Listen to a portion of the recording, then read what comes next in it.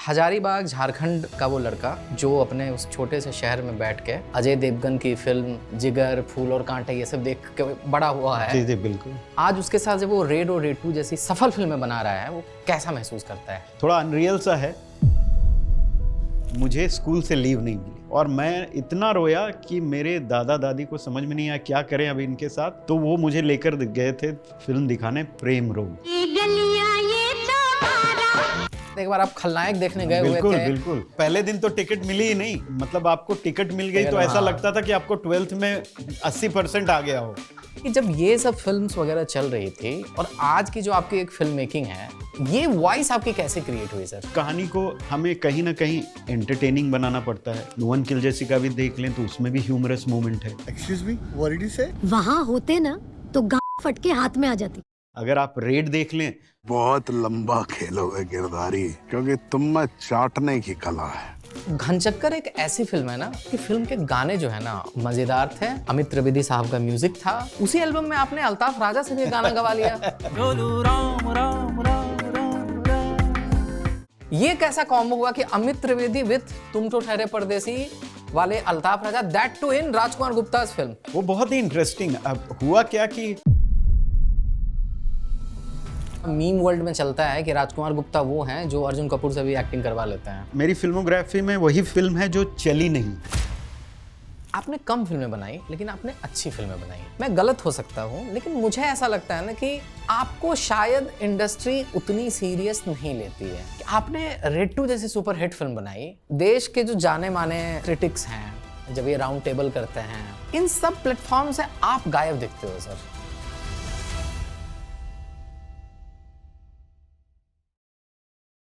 Hello नमस्ते, क्या हाल चाल है आप लोगों का? Welcome back to another episode of unfolding talents. और आज हमारे साथ हैं Aamir, no one killed Jessica, Ghanchakkar, Raid 2 जैसी कमाल की फिल्म बनाने वाले डायरेक्टर साहब राजकुमार गुप्ता। कैसे हैं आप? मैं ठीक हूँ, thank you for inviting me. बहुत बहुत स्वागत है आपका।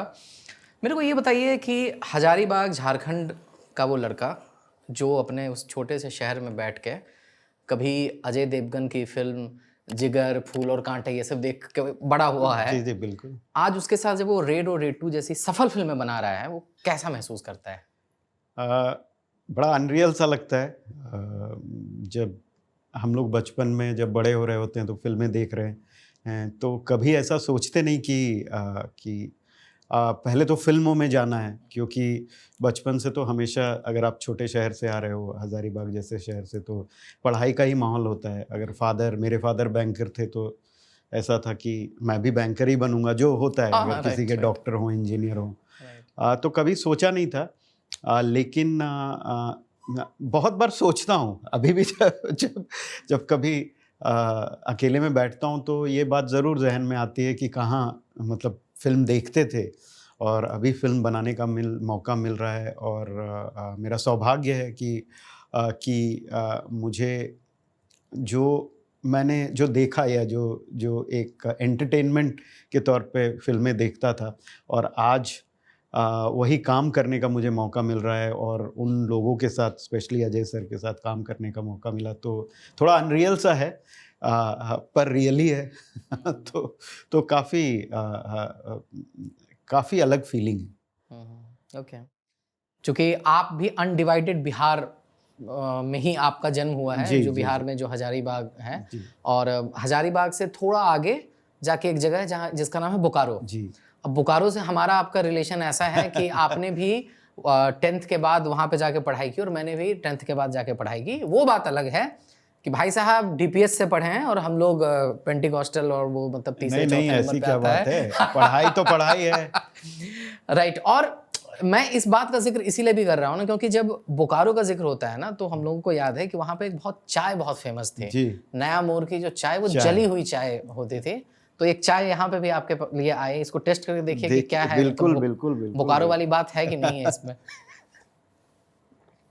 बिल्कुल, बहुत ही स्वादिष्ट। नहीं, आप बोलिए कि नहीं है बात। देखिए, बोकारो वाली बात तो नहीं हो सकती। नहीं हो सकती।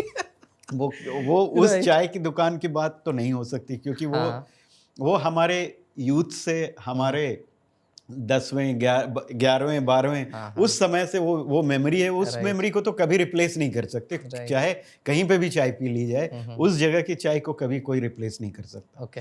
और उस जगह की चाय की एक बड़ी फेमस कहावत है, हाँ हाँ जो कि आप ही बताएंगे। जी। मतलब वो वैसा होता है कि हम लोग वहाँ पे बोला करते थे कि चाय ना बहुत एडिक्टिव है, तो लगता है ना कि अरे साला लगता है ये लोग इसमें अफीम मिला रहा है। और वो होता था कि अगर जिस दिन नहीं पीते थे ना उस दिन हेडेक होने लगता था वो, कि कुछ तो ऐसा रहता था। अच्छा राजकुमार भाई, बोकारो का जिक्र हो रहा है और ये 10th के बाद जब लड़के पहली बार घर से बाहर निकलते हैं ना, तो उनको एक छूट मिलती है, उनके हाथ में पहली बार पैसे आते हैं जो घर से आते थे पैसे, तो ना सिनेमा का आगमन हो जाता है लाइफ में। जी। तो आपके लाइफ में जब ये दौर आया था तो उस पीरियड में आपने 93-94 की बात होगी है, जी जी जी जी। किस तरह का सिनेमा आप देख रहे थे? मतलब कि ऐसा है कि मैं चाहता हूं कि जैसे आप बता रहे थे कि शायद एक बार आप खलनायक देखने गए हुए बिल्कुल थे, बिल्कुल। और मैं चाहता हूं वो आप पहले बताएं। दिन तो टिकट मिली ही नहीं, अच्छा। क्योंकि वो खलनायक तभी मोस्ट एंटिसिपेटेड फिल्म थी। हाँ मुझे जहां तक याद है वो सिनेमा घर का नाम शायद देवी या देवी, जितेंद्र हाँ हाँ था। और वहां पे पहले तो ऐसी मारधाड़ हुआ करती थी। जो लोग उस समय 90s में बड़े हुए हैं, उस समय टिकट का प्राइस कितना था आपके वक्त? टिकट की प्राइस होगी कुछ 25 रुपए या 30 रुपए। सर 25 रुपए नहीं होगी और कम होगी, और क्योंकि कम, और भी कम हाँ, हो क्योंकि सकती है। 25-30 रुपए हम लोग हाँ, देखे तो थे। नहीं, तब फिर होगी वो 15-20 15 रुपए होगी। और ब्लैक में हम लोग 45 रुपए में खरीदते थे। हाँ, नहीं ब्लैक, हाँ वही उसी का रेंज हुआ करता था, डिपेंडिंग ऑन फिल्म कौन सी फिल्म कौन सी है, और हाँ। किस दिन आप देखने जा रहे हैं। दिखने जा रहे, राइट। तो जब वो फ्राइडे सैटरडे संडे, तो मतलब आपको टिकट मिल गई तो ऐसा लगता था कि आपको 12th में 80% आ गया हो, ऐसा कुछ एक्सपीरियंस होता था। हाँ। तो वो उस समय जब फिल्में देखते थे तो उस समय तो एंटरटेनमेंट के रूप में ही देखते थे, क्योंकि चाहे जो भी फिल्म उस समय आई हो, ऐसा लगता था कि, और ऐसा भी नहीं कि हर हफ्ते जाकर देखते थे, क्योंकि पैसे बड़े उतनी ज़्यादा हुआ नहीं करते थे। तो ये देखते थे हम कि हमें लगता था कि कौन सी मोस्ट एंटिसिपेटेड फिल्म है। तो जो भी वो फिल्म हुआ करती थी वो देखने जाते थे, लेकिन उसमें ये होता था कि वो पहले दिन तो टिकट मिले नहीं, क्योंकि या तो आपके पास ब्लैक में खरीदने को हो, या तो किसी ब्लैकर को आपने भैया भैया बोलकर कुछ ऐसा उनके इतने प्यारे हो गए वो आपके, वो बोले चलो तुम्हें 20 रुपए में ही दे देता हूँ, 10 रुपए की टिकट 20 रुपए में दे देता हूँ। तो वो दौर में हमने सिर्फ फिल्में एंटरटेनमेंट के लिए देखी हैं। ऐसा कभी ये नहीं सोचा एज अ फिल्म मेकर मैंने कभी, ये उस समय तो पता भी नहीं था। जैसे बहुत बार लोग बोलते हैं कि मैंने अपने आप को बचपन में मैं पैदा हुआ और आई न्यू कि I wanted to become a film maker. Right. मैं तो ग्रेजुएशन तक मुझे पता नहीं था मैं क्या करना चाहता हूँ। अगर आप छोटे शहर से हैं तो आपको पता है कि छोटे शहर में, मतलब आधे से ज़्यादा इंडिया को पता है कि जब आप पढ़ाई करना शुरू करते हो तो अगर आपके फादर बैंकर हैं तो बेटा भी बैंकर बनने की एस्पिरेशन रखेगा। नहीं तो वही डॉक्टर, इंजीनियर, बैंकर, हमारे तरफ आईएएस आईपीएस। हाँ। सो यही सब होता है। तो फिल्म मेकर तो बनेगा, ये तो खैर हमने कभी सोचा भी नहीं था। और बम्बई की दुनिया कैसी है, बम्बई में क्या होता है, ये तो आपको उस समय पहले ही बता दिया जाता है कि इतनी बड़ी बिल्डिंगें होंगी। ये सब सुना कभी आपने? चनिया वहां बन जाता है, भांड वाला काम करता है, बहुत अगर फिल्म में आपने फिल्मों के बारे में, क्योंकि फिल्मों का इंप्रेशन तो जो आप देख रहे हैं उससे है। और उस समय जो लोग फिल्में देखा करते थे वो तो एक एंटरटेनमेंट था। जिस तरह की फिल्म बनती थी तो वही एक रिप्रेजेंटेशन था भी सर। जी बिल्कुल। तो और उनकी जो लोग भी थे, चाहे वो हमारे पेरेंट्स हों, चाहे आसपास के लोग थे, उनकी भी नॉलेज इतनी ज़्यादा, जो भी नॉलेज हुआ करती थी या वो पढ़ने से थी या जो उनको इम्प्रेशन था, तो उनको भी आप ब्लेम नहीं कर सकते क्योंकि उनकी भी लिमिटेड नॉलेज थी। तो ये हो सकता है, आप सिंगर बन सकते हो या एक्टर बन सकते हो या डायरेक्टर बन सकते हो, ये तो आपके रडार में ही नहीं था, दूर तक नहीं था। बस वही फिल्में देखने का शौक। किस तरह का फिल्म वहाँ पे देखे हैं सर, अगर आप बता सके? क्योंकि मैं चाहता हूँ, इसीलिए दर्शक जो आज आपको बहुत संजीदा फिल्म मेकर मानते हैं, कि अच्छा आमिर जैसी फिल्म बन रही है, नो वन किल जेसिका बन रही है, और फिर वो इंसान जैसे खलनायक जो पूरा मासी और जी कमर्शियल फिल्म है ना, वो भी आप देख रहे हो। तो मैं वो समझना चाह रहा हूँ कि किस किस तरह की फिल्में आप नहीं, इसीलिए मैं हाँ। वही कह रहा हूँ आपको कि वैसा कोई इम्प्रेशन नहीं था हाँ। कि वो मैं कभी सोचा भी नहीं मैंने कि मैं एक फिल्म मेकर बनना चाहता था। मुझे याद है बचपन में जब एकदम छोटा जी। था तो दादी या मेरे दादाजी, मेरी दादी हमें फिल्म लेकर दिखाने गए थे गांधी। ओके। तो मुझे याद है, मुझे सिर्फ इतनी चीज याद है कि उस फिल्म में इतनी भीड़ थी, वो फिल्म को देखने के लिए इतनी भीड़ थी कि मुझे खींच के हम लोग अंदर थिएटर के अंदर जा रहे थे। तो मेरा उतना ही इम्प्रेशन है। फिर मुझे याद है, बताइए, आपकी दादी आपको गांधी फिल्म दिखा रही है? हाँ, क्योंकि उस समय वो फिल्म काफी चल रही थी। राइट। फिर मुझे याद है कि फिर उसी बचपन का दौर याद है मुझे फिल्म नदिया के पार, सचिन, क्योंकि उस फिल्म के गाने बड़े फेमस थे, जो कि दिशा में लेके चला रे बटोहिया। करेक्ट। तो वो फिल्म के गाने कान में गूंजते थे। राइट। क्योंकि हम लोगों का एसोसिएशन, अगर आपको याद हो तो विजुअल एसोसिएशन रेडियो से था, जो रेडियो से होता था। अमीन सायानी की आवाज, जी, बिना का गीतमाला, और वो जी, सारी और आपको याद है कैसेट आया करते थे जिसमें फिल्मों के डायलॉग डायलॉग के साथ पूरी फिल्म होती थी। राइट। तो ज्यादा एसोसिएशन बहुत बार रेडियो से होता था, बहुत बार डायलॉग सुनने से होता था। तो फिल्में भी जब हम देखने जाते थे तो क्योंकि इतने छोटे थे तो क्या देख रहे हैं वो समझ में नहीं आता था उतना, बट गाने से एसोसिएशन। तो मुझे याद है गांधी, मुझे याद है नदिया के पार, और मुझे एक फिल्म बहुत याद है, वो है प्रेम रोग। वो किस लिए याद है, क्योंकि अगर आपके फादर बैंक में हो या किसी सरकारी नौकरी में हो तो आपको पता होगा कि उन्हें जो सरकार की तरफ से एलटी बोलते थे या कुछ लीव मिलता था, जिसमें पेड लीव मिलता था, जिसमें वो लोगों को पूरी ऑल इंडिया टूर जाने का मौका मिलता था। तो उसमें मेरा छोटा भाई, मेरी सिस्टर, मेरे पापा और मम्मी, वो 4-15 दिन के लिए गए थे और मुझे छोड़ दिया गया था दादी और दादा के पास। अच्छा। क्योंकि मुझे स्कूल से लीव नहीं मिली। ओके। और मैं इतना रोया कि मेरे दादा दादी को समझ में नहीं आया क्या करें अब इनके साथ। तो वो मुझे लेकर गए थे फिल्म दिखाने प्रेम रोग। अच्छा। तो मुझे वो कंपनसेशन था आपका। ये कंपनसेशन था आपका। तो वो न जाने क्यों मुझे लगता है कि कहीं ना कहीं वो फिल्म और जो जिस मौके पे मुझे वो फिल्म दिखाया गया, मुझे लगता है कहीं ना कहीं सबकॉन्शियसली वो इम्प्रेशन रहा मेरे जहन में मैं फिल्मों को लेके। ओके। तो वो हुई, उसके बाद फिर खलनायक, फिर ग्रेजुएशन में रंगीला, हम दिल दे चुके सनम, बाकी सारी फिल्में देखी। तो वो एक एज एन ऑडियंस देखी ऐसा। ये जिस ईमानदारी से आप सब बता रहे हैं ना, ये मुझे क्यों अच्छा लग रहा है मैं बताता हूँ। क्योंकि जब आपकी एक इमेज हो जाती है ना कि आप एक बहुत ही सीरियस फिल्म मेकर हैं, बहुत ही संजीदा फिल्म मेकर हैं, तो इर्द गिर्द वैसा ही नैरेटिव भी वो लोग सेट करते हैं कि मैं हिचकॉक की फिल्में देख के बड़ा हुआ हूँ, मैं स्पीलबर्ग की बातें ये करता हूँ।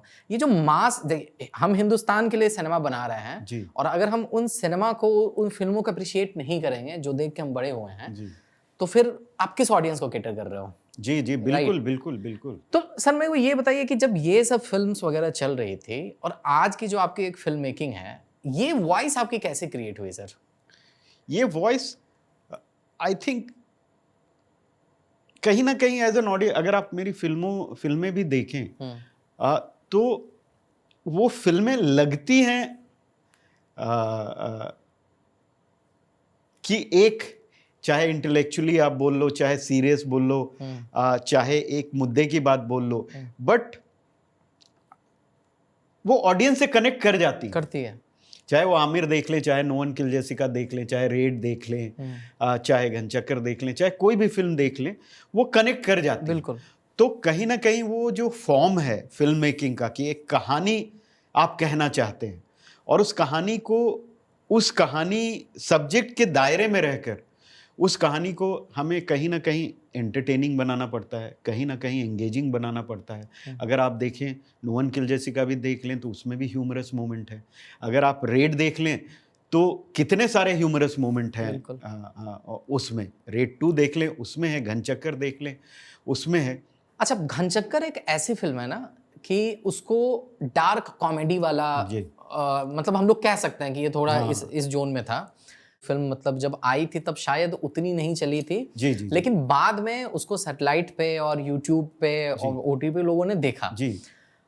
अब मैं आपसे ये पूछना चाहता हूँ कि फिल्म के गाने जो है ना वो बहुत ही मज़ेदार थे। अमित त्रिवेदी साहब का म्यूज़िक था, बहुत ही क्लासी सॉन्ग्स थे। उसी एल्बम में आपने अल्ताफ राजा से भी एक गाना गवा लिया, झोलू राम पधारे। या। ये कैसा कॉम्बो हुआ कि अमित त्रिवेदी विथ तुम तो ठहरे परदेसी वाले Altaf Raja, that too in Rajkumar Gupta's film? वो बहुत ही इंटरेस्टिंग। अब हुआ क्या कि जैसा आप कह रहे हैं कि वो फिल्म थोड़ी ऐसी थी जिसमें म्यूजिक भी थोड़ा इक्लेक्टिक था। तो मुझे एक कव्वाली करनी थी और कव्वाली से मुझे ख्याल आया कि जैसा कि हम बात कर रहे थे पहले कि तुम तो ठहरे परदेसी जो गाना था वो इतना हम सब ने पूरी दुनिया ने सुना है वो। तो न जाने क्यों मुझे ऐसा लगा, मुझे वो बात याद आ गई और मुझे लगा कि ये बहुत इंटरेस्टिंग होगा टू सी। तो मैंने वो चीज़ अमित त्रिवेदी को बोली कि यार ऐसा ऐसा मुझे एक थॉट आया एक कव्वाली करने का, और एक और कोई गाना हो तो अल्ताफ राजा के साथ कर सकते हैं क्या? अच्छा। उन्होंने बोला सर ये तो ग्रेट आइडिया है, इसमें काम किया जा सकता है। और मुझे पहले लगा कि क्या वर्क करेगा, क्या वो जगह बन पाएगी। तो उन्होंने कहा हम लोग बना लेंगे। और उस हिसाब से उस थॉट पे वो मुझे लगा कि उनसे ये गाना करवाना चाहिए। और फिर यही थॉट पे हमने फिर उनको अप्रोच किया और मैं मिला भी उनसे, क्योंकि मैं मिलना चाहता। जनरली मैं रिकॉर्डिंग में जाता नहीं, जब अमित खुद करते हैं और फिर जब गाना बन जाता है हमें आइडिया होता है क्या कर रहे हो, फिर जब गाना बन जाता है तब वो सुनाते हैं। तो पर इस गाने की रिकॉर्डिंग में मैं गया क्योंकि वो बचपन की यादें थी और मैं उनसे मिलना चाहता था। और बहुत ही मज़ा आया जब उनको देखा और जब उनसे बातें की। तो बहुत आपने उन पे पिक्चराइज भी किया ना? उन पे पिक्चराइज भी हाँ, हुआ। हाँ। बाद में उन पे जब जब हम लोग प्रमोशन के लिए कर रहे थे तो उन पे पिक्चराइज भी हुआ। तो एक नॉस्टैल्जिक वैल्यू ही आया राइट। उससे। ये मतलब ना पहले 90s 80s के फिल्मों में बहुत होता था कि फिल्म चल रही है और अचानक से आ जाता था शब्बीर कुमार और अनुराधा पौडवाल की शाम, या कुमार सानू और अलका याग्निक, और वो गाते हुए दिखते हैं। तो वो वाला कल्चर जो था वो मतलब फिर से आपने उसको हाँ, मतलब थोड़ी कोशिश की। हाँ। कि जो फिल्मों को क्या है कि कहीं ना कहीं हम सब भी इंस्पायर होते हैं। बिल्कुल। तो वो जो गायक थे, द वे वो गाते थे, एक बड़ी सिंप्लिसिटी थी उनकी गाने में।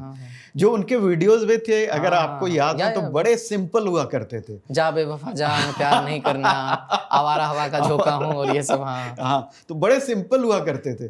तो ऐसा लगा कि कहीं ना कहीं एक नॉस्टैल्जिक वैल्यू भी आएगी, कहीं ना कहीं उसको एक्सप्लोर करने का मौका मिला। और मैंने सोचा कि वर्थ है करके देखते हैं। नहीं, और आपने सर वो लिया भी कि मुझे याद आता है वो सीन जहाँ पे एक चिट दिया जाता है इमरान हाशमी को, लिखा रहता है तो तुम तो ठहरे परदेसी, वैसा। हाँ, मुझे एग्जैक्ट अभी याद नहीं आ रहा, बट हाँ, ये एक थीम था जिसमें हमने वो किया। सर, आपको लगता है घनचक्कर अगर आज रिलीज हुई होती या 2018-19 के आसपास रिलीज हुई होती तो इसका बिजनेस कुछ और होता और ऑडियंस उसको ज्यादा एंजॉय करती? ये सवाल बहुत लोग करते हैं, स्पेशली घनचक्कर से के रिलेटेड।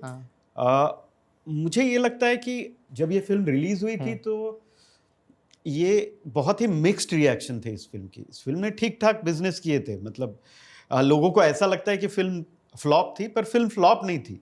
वो अबव एवरेज थी। मतलब फिल्म कुछ 28 में बनी होगी और 35-40 के लगभग उसने थिएट्रिकल बिजनेस किया था। ठीक है। बट ओपिनियन डिवाइडेड थे। कुछ लोगों को बहुत ब्रिलियंट लग रही थी, कुछ लोगों को बहुत ही बिल्कुल पसंद नहीं आ रही थी। तो वो जब फिल्में होती हैं तो कहीं ना कहीं उस फिल्मों का एक लॉन्ग टर्म अप्रिसिएशन रहता है, लॉन्ग टर्म लाइफ रहती है उसकी, क्योंकि उसकी ऑडियंस बढ़ती जाती है। राइट तो उस बात की खुशी होती है। राइट नहीं, वो दिखती भी ऐसे कि जैसे मैं नो वन किल्ड जेसिका की बात करना चाहूँगा कि जब भी आप सच्ची घटनाओं से प्रेरित फिल्में अब बनाते हैं ना, तो एक हमेशा एक डर रहता है ना कि ये कहीं डॉक्यूमेंट्री जैसी ना लगने लगे, कि उसको सिनेमेटिक बनाए रखना बहुत ज़रूरी हो जाता है। राइट। और नो वन किल्ड जेसिका आपकी एक ऐसी फिल्म है कि आमतौर पर माना जाता है कि आप अगर फीमेल ओरिएंटेड फिल्म बनाते हो तो समझो कि ये अप्रिसिएशन तो मिलेगा बट फिल्म चलेगी नहीं। अच्छा, आपने क्या किया, एक नहीं उसमें दो फीमेल एक्ट्रेस को आपने लिया और ये फिल्म 15 या 17 करोड़ में बनी थी और 33-35 करोड़ ये फिल्म कमाई जी। तो ये फिल्म हिट थी। जी, राइट, सुपर हिट थी, करीब 45 करोड़ रुपीस कमाई थी ये फिल्म। सर मुझे इसका एक सीन याद आता है और मैं उस सीन का जिक्र करूंगा। ये फ्लाइट का सीन है जहाँ पे रानी मुखर्जी मैम बैठी हुई हैं और एक पैसेंजर उनसे बोलता है कि मैंने आपको देखा है टीवी पे कि मैंने इतनी अच्छी लड़ाई और लड़ाई देख के ना इतना मज़ा मुझे कभी नहीं आया। और रानी मुखर्जी मैम का कैरेक्टर बोलता है कि अगर तुम वहाँ पे होते ना तो फट के हाथ में आ जाते। अब वो शॉक हो गया, वो बोलता है क्या कहा आपने, वो रिपीट करती है कि गांड फट के हाथ में आ जाएगी।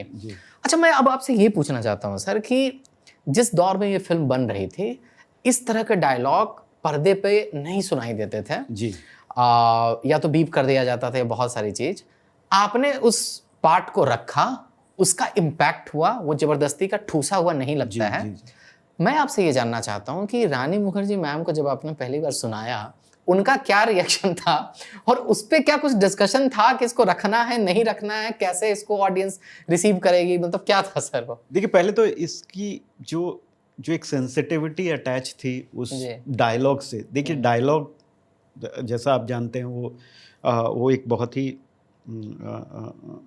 थोड़ा अग्रेसिव सा डायलॉग था, बट द सेंसिटिविटी उस बात से थी कि वॉर में किसी भी चीज़ को एक वॉर मोमेंट को या किसी भी चीज़ को एक कमोडिटी की तरह देखना उस समय वो बहुत चल रहा था। बहुत अभी भी चल रहा है सर। हाँ, बहुत कुछ बहुत कुछ वैसा चल रहा था।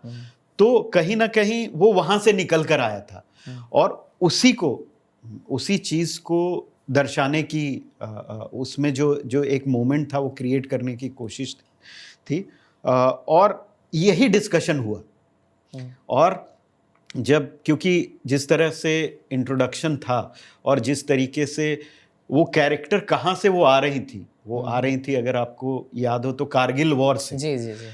तो वो बहुत ही सेंसिटिव मोमेंट था हमारे कंट्री के लिए और जहाँ से वो आ रही थी, वो कैरेक्टर आ रही थी और जो ये उन्होंने जो ये एक्शन रिएक्शन वाली बात है, जो इन्होंने ये डायलॉग उन्होंने सुना अपने सहयात्री के मुंह से, तो उस पात्र के, उस कैरेक्टर के मुंह से ये निकला। तो जब मैंने ये पूरी सीन उनको बताई तो उनको खुद उनकी जर्नी समझ में आई और इसमें कोई बहुत ज़्यादा डिस्कशन नहीं हुआ। पर हाँ, ऑफ कोर्स ये इस तरह के लैंग्वेज पे ऑफ कोर्स 1-2 कॉन्वर्सेशंस होते हैं, पर जब कहाँ से ये कैरेक्टर निकल कर आ रहा है और क्यों ये डायलॉग बोल रहा है, अगर उसका जस्टिफिकेशन है तो फिर वो कैरेक्टर निकल जाता है। बिल्कुल। मुझे सर याद नहीं आता है कि आपने कोई ख़राब काम किया भी है, मतलब कि कोई आपकी या ख़राब फिल्म है भी। मतलब ऐसा मीम वर्ल्ड में चलता है कि राजकुमार गुप्ता वो हैं जो अर्जुन कपूर से भी एक्टिंग करवा लेते हैं इंडियाज़ मोस्ट वांटेड में।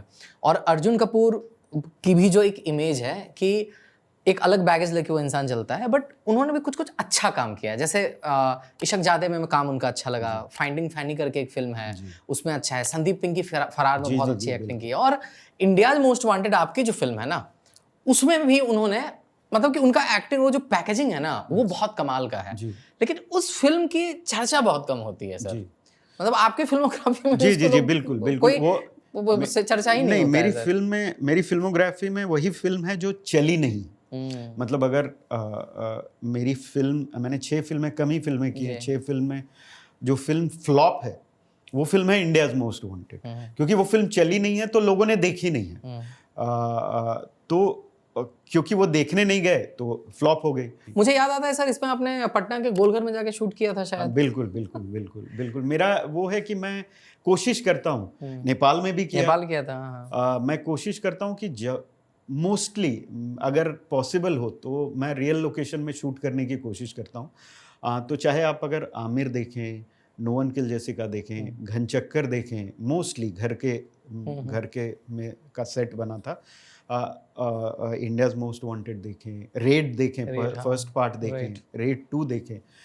तो मैक्सिमम मैं कोशिश करता हूँ कि रियल लोकेशन में शूट करूँ। इसीलिए हमें इंडियाज मोस्ट वांटेड में क्योंकि नेपाल में सेट थी फिल्म और पटना में सेट थी, तो वहाँ जाकर शूटिंग की। तो परमिशन वगैरह सब मिल गया था आपको? बिल्कुल बिल्कुल बिल्कुल, कोई दिक्कत नहीं। जो प्रोसेस होता है वो प्रोसेस हमने फॉलो किया और परमिशन मिल गई।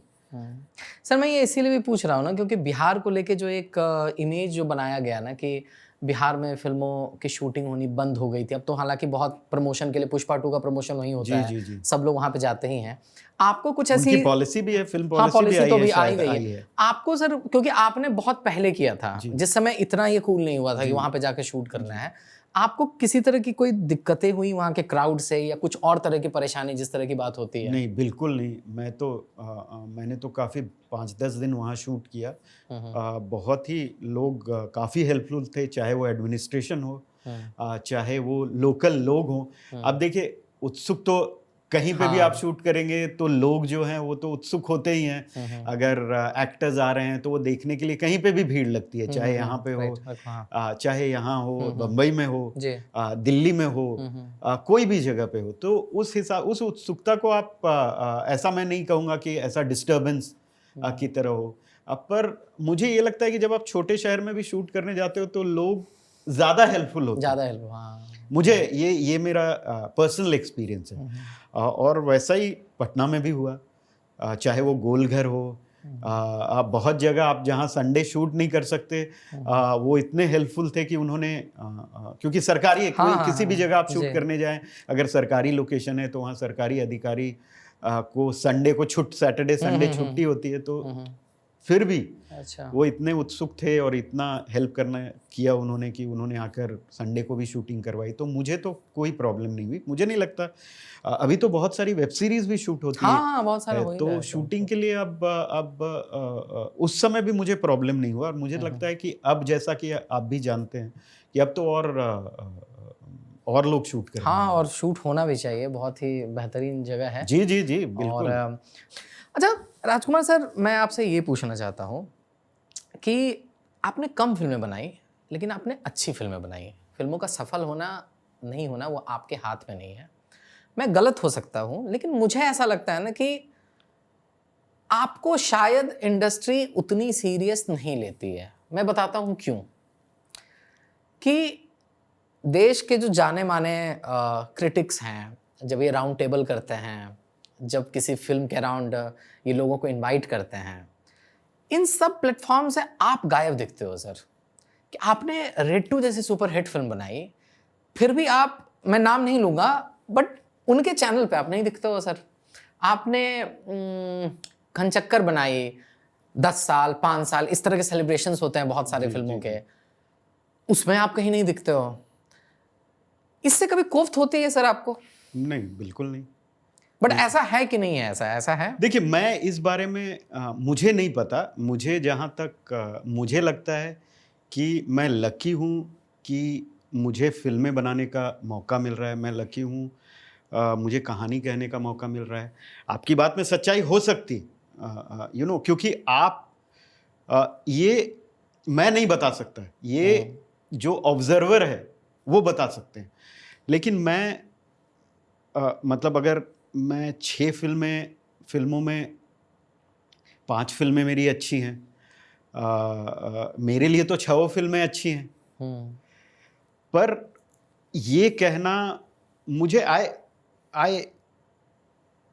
ये कौन किसको बुलाता है नहीं बुलाता, ये गेम में मैं रहता भी नहीं। जहाँ तक मुझे लगता है, मुझे इंडस्ट्री से प्यार मिला है, मुझे इंडस्ट्री ने एक्सेप्ट किया है, मुझे लोगों के साथ काम करने का मौका मिल रहा है। आई फील उससे बड़ी जो खुशी है वो कोई राउंड टेबल नहीं दे सकता। राइट। फिल्मों बनाने से प्लस ऑडियंस के अप्रिसिएशन से ज़्यादा अप्रिसिएशन कोई राउंड टेबल आपको नहीं दिला सकता। बिल्कुल बिल्कुल। अभी जब मैं अपनी फिल्में, चाहे वो रेड हो, चाहे वो रेड 2 हो, चाहे वो आमिर हो, चाहे वो नो वन किल जेसिका हो, बाकी भी फिल्में हो, वो जब आप ऑडियंस के सामने देखते हैं और जब उनकी रिएक्शन देखते हैं तो वो जो सेटिस्फैक्शन है वो कोई नहीं दे सकता।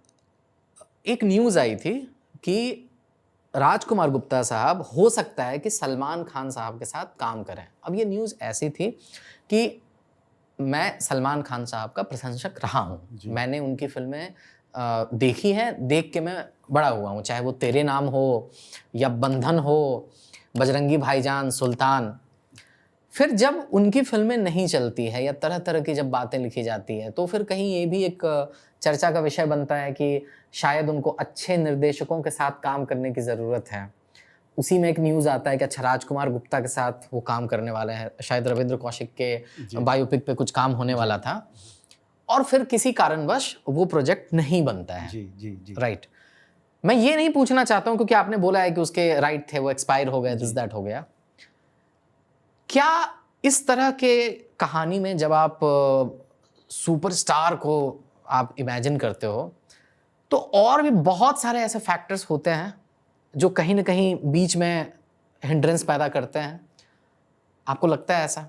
पहले की बात है, 3-4 साल पहले की बात है, उस फिल्म की कहानी के राइट्स मेरे पास थे और उसी सिलसिले में स्क्रिप्ट भी थी, उसी सिलसिले में हम लोग मिले थे और उनको भी पसंद आई थी।